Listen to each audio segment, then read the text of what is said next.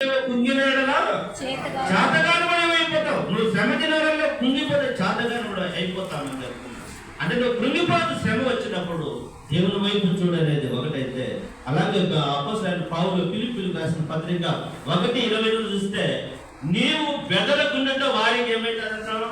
ఆ మాట నేను చదవండి. పెద్ద వచ్చిన చిన్న కింద లాస్ట్ లో ఒకటి చదువు.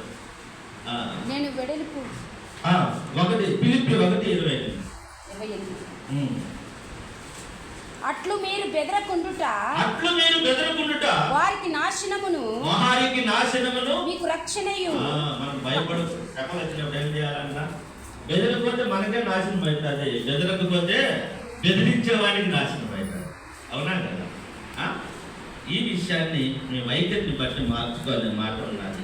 ఇంకొకటి రెండోది ఏమంటే, ఈ దీంట్లో వనరు మనకి ఏది కావాలా సహాయం అనే మాట మనం చూసినట్లయితే ఈ యాకోబు రాసిన పత్రికలోనే ఆ వనరు మనకు ఏమున్నదంటే 4వ వచనంలో చూడండి, మీరు సంపూర్ణులను అనునాంగులను ఏ విషయంలోనైనాను కొదువలేని వారే ఉండునట్టు ఓర్పు తన క్రియలను కొనసాగనింపనియుడి. మీలో ఎవరికైనా జ్ఞానం కొదువలేదా అతడు దేవుణ్ణి అడగవలెను. ఎవరికైనా జ్ఞానం, ఇప్పుడు మనకు ఒకటి వనరు కావాలి. వనరు ఏది? జ్ఞానం అడగాలి. దేవా నేను ఎలా తప్పించుకోగలను? సమస్యలు వచ్చింది, నాకు ఒక వనరు, ఒక దారి చూపించు, ఒక మార్గం చూపించు.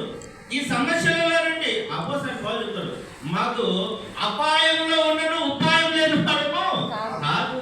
మాకు అపాయాలు వస్తాయి, దేవుడు ముందే చెప్పాడు, అయినా మేము ఉపాయం లేని వారమైతే కాము.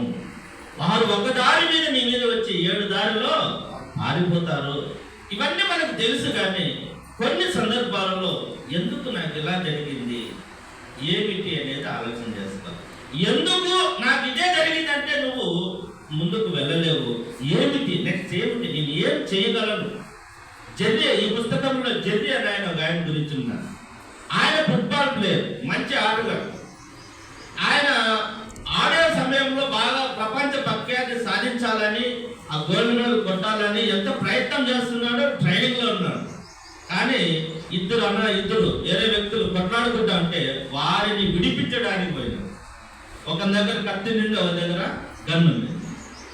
కత్తున్నాడు ఏం చేయలేదు, కానీ గన్నున్నాడు మాత్రం కాల్చాడు. ఎవరిని కాల్చాడు? పట్టుకున్నాడు. ఈయన కాల్చలా, విడిపించడం పోయినాడు. చూడు, ఈయన కాల్చిన.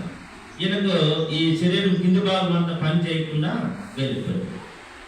ఇప్పుడు ఆయన కృంగిపోలా, నేను ఆటగాడిని, ప్రపంచంలో నేను ఒక పేరు సంపాదించుకోవాలా, మంచి ఫుట్బాల్ ప్లేయర్ ఉంటుంది, నా జీవితంలో నీకు అయిపోయింది అనుకోలేదు. కానీ నెక్స్ట్ నేనేం చేయాలా, ఏమిటి నా పరిస్థితిని, ఒక మార్గాన్ని తెలుసు.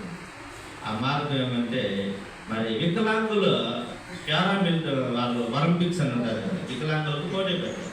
దాంతో ప్రపంచవ్యాప్తంగా గోల్డ్ మెడల్ సాధించింది. అంటే ఆయనకు నిలిచిపోలే, ఆయన ఇంకొక మార్గాన్ని ఎన్నుకున్నాడు, ఇంకొక మార్గాన్ని చూసుకున్నాడు.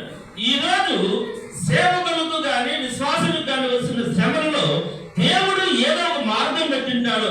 ఎప్పుడంటే, నేను ఏమి చేయాలి దేవా? పౌలు కూడా అంటాడు, కింద పడిపోతానే ఆ వెలుగు ప్రత్యక్షమైతే ఏమంటే, నేను ఏం చేయాలి ప్రభా? ఎవరు నేను అంటే, నేనేం చేయాలి? ఇప్పుడు ఏం చేయాలి చెప్పంటే, నువ్వు అక్కడికి వెళ్ళు. ఈరోజు మనం కూడా జ్ఞానాన్ని అడిగే వాళ్ళు ఉంటాం. దేవుడు ఒక మార్గాన్ని చూపిస్తాడు.